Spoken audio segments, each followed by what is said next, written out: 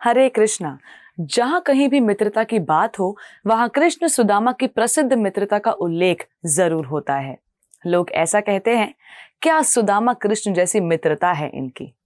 तो चलिए, आज के दयालु कृष्ण की श्रृंखला में हम गरीब सुदामा और द्वारकाधीश कृष्ण की सुंदर मित्रता की अनोखी कथा का श्रवण करते हैं।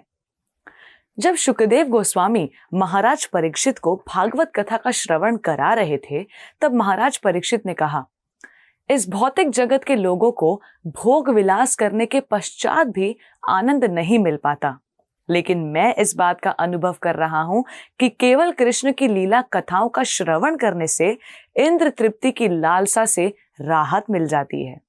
फिर भला कौन बुद्धिमान व्यक्ति ऐसी कथाओं को बार बार न सुनना चाहेगा। केवल कृष्ण की कथा सुनने से हम आनंद के सरोवर में डूबे रह सकते हैं। तो आइए, आज के दयालु कृष्ण की श्रृंखला में जानते हैं भगवान कृष्ण का अपने मित्र के प्रति अटूट प्रेम और दया भाव। द्वापर युग में भगवान श्री कृष्ण के एक बहुत ही अच्छे ब्राह्मण मित्र थे। उनका नाम सुदामा था। सुदामा गृहस्थ थे, किंतु फिर भी वो धन कमाने के पीछे नहीं पड़े।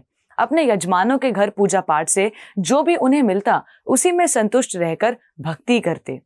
उनके अत्यंत निर्धनता के कारण यजमानों ने भी उन्हें बुलाना छोड़ दिया। भीतर से तो वो बहुत ही संतुष्ट और ज्ञानी व्यक्ति थे, लेकिन बाहरी रूप से बहुत ही गरीब और दुर्बल लगते थे।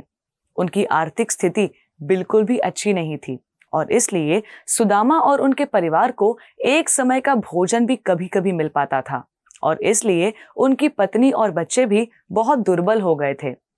पत्नी को अपने लिए कुछ नहीं चाहिए था, लेकिन जब वो अपने पति सुदामा की स्थिति देखती तो उसे बहुत बुरा लगता।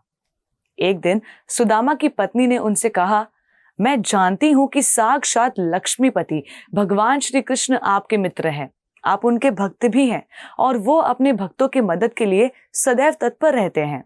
आप अत्यंत भाग्यशाली हैं कि श्री कृष्ण आपके मित्र हैं। मेरा नम्र निवेदन है कि आप उनके पास जाइए। मुझे पूरा विश्वास है कि वो आपकी स्थिति जान जाएंगे और एक गृहस्थ होने के नाते आर्थिक कमजोरी के कारण आपकी कठिनाइयों को अच्छी तरह से समझ भी जाएंगे। मैंने सुना है कि कृष्ण कभी द्वारका छोड़कर नहीं जाते। वो इतने दयालु हैं कि वो सबकी मदद करने के लिए तैयार रहते हैं। यहाँ तक वो शरणागत भक्त को अपने आप को भी दे देते हैं। जो भक्त दृढ़ता पूर्वक भक्ति में स्थित नहीं है, उनको भगवान भौतिक धन नहीं देते ताकि वो धन पाकर भक्ति करना भूल न जाए। लेकिन आपके बारे में तो वो अच्छे से जानते हैं कि आप भक्ति योग के मार्ग पर स्थित हैं। इसलिए हमारे सरल और साधारण जीवन निर्वाह के लिए वो कुछ भौतिक धन की व्यवस्था जरूर करेंगे। सुदामा की पत्नी बहुत ही विनम्रता से उनसे द्वारका जाने के लिए आग्रह करती रहती। सुदामा को कभी कृष्ण से मांगने की इच्छा नहीं होती, लेकिन अपने पत्नी के आग्रह पर वो द्वारका जाने के लिए एक दिन तैयार हो गए और उन्होंने अपने मन में सोचा, अगर मैं द्वारका जाता हूं तो मुझे कृष्ण को देखने का अवसर मिलेगा और यही मेरे लिए बहुत बड़ी बात है। द्वारका जाने से पहले उन्होंने अपनी पत्नी से पूछा, क्या कृष्ण को भेंट देने के लिए हमारे पास कुछ व्यवस्था है? तब पत्नी ने कहा, घर पर तो कुछ नहीं है, लेकिन मैं पड़ोसी के घर से कुछ लेकर आती हूँ। तब उसने पड़ोसी के घर से कुछ पोहे लाए। सुदामा ने उस पोहे को एक छोटे से कपड़े में बांध लिया और द्वारका की ओर चल पड़े। उनके मन में कृष्ण को देखने की लालसा थी और कोई विचार उनके मन में नहीं था। श्रीमद् भागवत पुराण के अनुसार जब सुदामा द्वारका नगरी पहुंचे, तब उन्हें 3 सुरक्षा द्वार पार करना था, लेकिन द्वारका नगरी में ब्राह्मणों को बिना रोक टोक भीतर जाने की अनुमति थी। कुछ स्थानों पर ऐसा वर्णन मिलता है जहां द्वारपाल सुदामा जी को द्वार पर रोककर भगवान श्री कृष्ण को उनका हाल बताते हैं, जिसे सुनकर भगवान श्री कृष्ण बिना मुकुट के नंगे पैर दौड़े चले आते हैं सुदामा को महल में लाने के लिए। हम श्रीमद् भागवत पुराण के अनुसार कथा कह रहे हैं। तब बहुत सारे महलों को पार करके सुदामा एक सुंदर महल में पहुंचे। वहां भगवान श्री कृष्ण रुक्मिणी मैया के साथ बैठे थे और दूर से ही उन्होंने अपने मित्र सुदामा को पहचान लिया।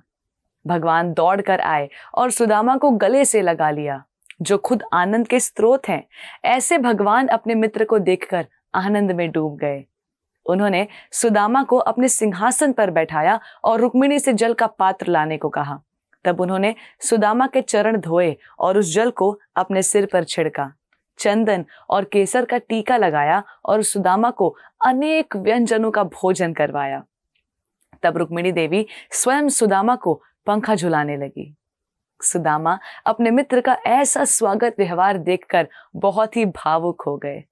महल के सभी लोग आश्चर्यचकित रह गए कि भगवान ने इतने गरीब ब्राह्मण को गले से लगाया, उसी तरह जैसे वो बलराम जी और रुक्मिणी देवी को गले लगाते हैं। तब भगवान श्री कृष्ण ने सुदामा से कहा, सुदामा मेरे मित्र, तुम बहुत ही ज्ञानवान हो, इसलिए जानते हो कि मनुष्य जीवन का लक्ष्य केवल धन अर्जित कर भोग विलास में डूबे रहना नहीं है। ऐसे लोग इस संसार में बहुत कम हैं। तुम एक गृहस्थ भक्त के सबसे अच्छे उदाहरण हो। आदर्श गृहस्थ जीवन का ज्ञान हमने अपने गुरु संदीपानी मुनि से पाया। तब भगवान ने सुदामा ब्राह्मण के साथ बहुत सारी बातें की और वर्णाश्रम धर्म के ऊपर भी कुछ चर्चा की। फिर भगवान ने अपने दोस्त सुदामा से कहा, सुदामा तुम्हें याद है एक बार गुरुकुल के आश्रम पर गुरु माँ ने हमें लकड़ियां लाने के लिए वन भेजा था और लकड़ी ढूंढते ढूंढते हम घने जंगल में पहुंच गए थे। तभी एकाएक आंधी तूफान आ गया और हम पूरी रात वहीं अटक गए। तब अगले दिन सुबह गुरुदेव स्वयं हमें ढूंढते हुए आए और जब उन्होंने देखा कि घोर वर्षा के कारण हम एक पेड़ के ऊपर चढ़े हुए हैं, तब उन्होंने कहा कि मैं तुम दोनों से बहुत ही प्रसन्न हूं। अपने गुरु की आज्ञा का पालन करने के लिए तुम दोनों ने इतना कष्ट सहा। मैं तुम्हें आशीर्वाद देता हूं कि तुम्हारी सभी इच्छाएं पूरी हो और जो ज्ञान तुमने मुझसे सीखा है वो सदैव तुम्हें स्मरण रहे और इस ज्ञान को तुम दूसरों तक भी आसानी से पहुंचा सको। ऐसा करके तुम्हें इस जीवन में और आने वाले जीवन में भी कभी निराशा नहीं होगी। इतना कहकर भगवान श्री कृष्ण ने सुदामा से कहा कि इस तरह से हमें गुरु की कृपा मिली और बिना गुरु कृपा के कोई भी अपने जीवन में खुश नहीं रह सकता। गुरु कृपा से ही जीवन में सुख, शांति व समृद्धि आती है और गुरु के माध्यम से ही भागवत कृपा प्राप्त होती है तथा जीवन सफल बड़ी आसानी से हो जाता है। तब सुदामा ब्राह्मण ने कहा, हे कृष्ण, आप तो परम पुरुषोत्तम भगवान हैं। ये सब आपकी नित्य लीलाएं हैं।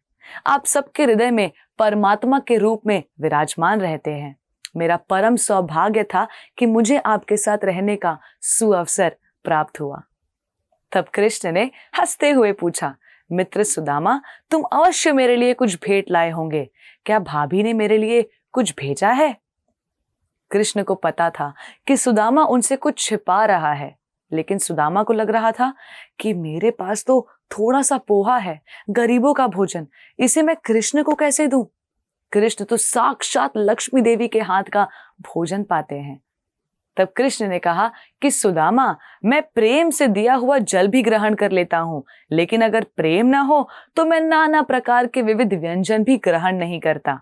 इसलिए सकुचाओ मत, लाओ जो भी तुम लाए हो प्रेम पूर्वक मुझे दे दो।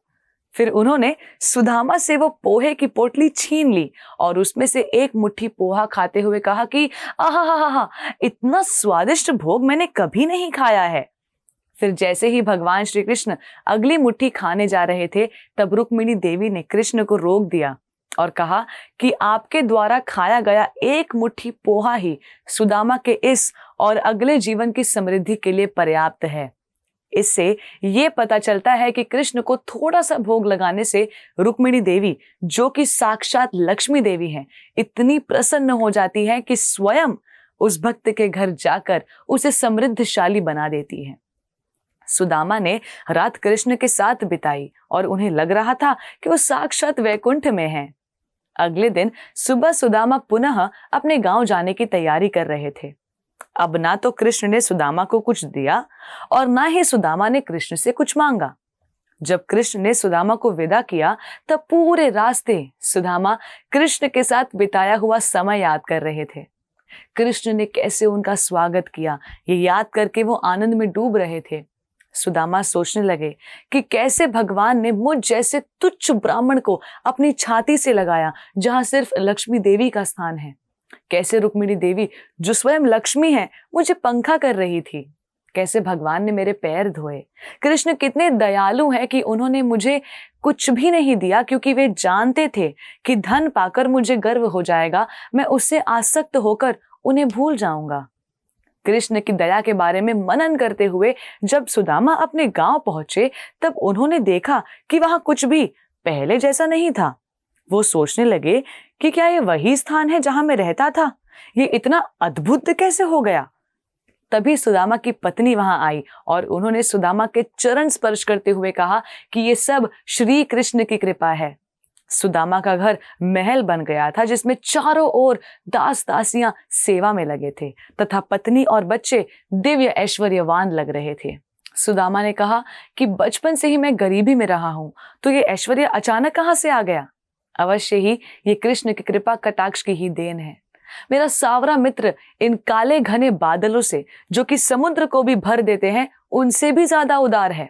मेरे मुट्ठी भर पोहे के बदले में उसने मुझे इतना ऐश्वर्य दे दिया। सुदामा ने भगवान कृष्ण से प्रार्थना की, हे कृष्ण, मुझे तो बस तुम्हारी मित्रता चाहिए, ये ऐश्वर्य नहीं चाहिए। मुझे बस आपके शुद्ध भक्तों का संग चाहिए और आपकी सेवा में मेरा मन लगा रहे, बस यही चाहिए। भगवान, आप उस शुभ चिंतक पिता की तरह हो, जो अपने पुत्र को लड़कपन में ज्यादा धन नहीं देता कि वो बिगड़ न जाए, लेकिन बड़े होने पर पूरी संपत्ति उसके नाम कर देता है। उसी तरह आप नहीं चाहते कि आपके भक्त अधिक धन पाकर भक्ति मार्ग से विचलित हो जाए, इसलिए जब तक वे शुद्ध नहीं हो जाते, आप उन्हें अधिक ऐश्वर्यवान होने से बचा लेते हैं। सुदामा ने अपने धन को पूर्णतः भगवान की सेवा में लगाया, स्वयं कभी उस धन का भोग नहीं किया। उन्होंने अपनी पत्नी और बच्चों के साथ आनंद में सेवा की। उन्होंने ऐसे ही अपना जीवन निर्वाह किया। इस तरह ज्यादा ऐश्वर्य पाकर सुदामा और उनके परिवार का भोग विलास में पतन नहीं हुआ, बल्कि दिन प्रतिदिन उनकी भगवत सेवा और प्रेम बढ़ती ही चली गई। इसी तरह हमें भी भगवान की कृपा से जो कुछ मिलता है, उसे उन्हीं की सेवा में लगाना चाहिए। सुदामा ब्राह्मण की कथा से यह स्पष्ट है कि भगवान अपने भक्तों की सरलता, विनम्रता और उनके प्रति समर्पण से बहुत प्रसन्न होते हैं। ब्राह्मण यानी उसमें ब्राह्मण के गुण जैसे सरलता, दया, क्षमा आदि होने चाहिए। ब्राह्मण होना लेकिन गुण न होना, ऐसे नाम के ब्राह्मण से भगवान प्रसन्न नहीं होते। सुदामा, विप्र जैसे ब्राह्मण भगवान को बहुत प्रिय हैं। सुदामा ने अनुभव किया कि भगवान, जो कि किसी से भी पराजित नहीं हो सकते, वो अपने भक्त के प्रेम से पराजित हो जाते हैं। भगवान के स्पर्श मात्र से सुदामा पूर्णतः शुद्ध हो गए और जीवन के अंत में पुनः भगवान को प्राप्त किया, और यही मनुष्य जीवन का लक्ष्य है। शुकदेव गोस्वामी ने कहा कि जो भी सुदामा ब्राह्मण और कृष्ण की ये कथा सुनेगा, उसे पता चलेगा कि सुदामा जैसे ब्राह्मण पर कृष्ण कितना प्रेम करते हैं, और इसलिए जो भी ये कथा सुनता है, वो भी सुदामा के सद्गुणों को प्राप्त करता है और भगवत धाम लौट जाता है। धन्यवाद। हरे कृष्णा। ऐसे ही और भक्तिमय कार्यक्रमों के लिए देखिए हरे कृष्णा टेलीविजन, और इसे प्राप्त करने के लिए आप अपने केबल अथवा DTH ऑपरेटर से संपर्क करें तथा और अधिक जानकारी के लिए आज ही डायल करें 7666 839 839।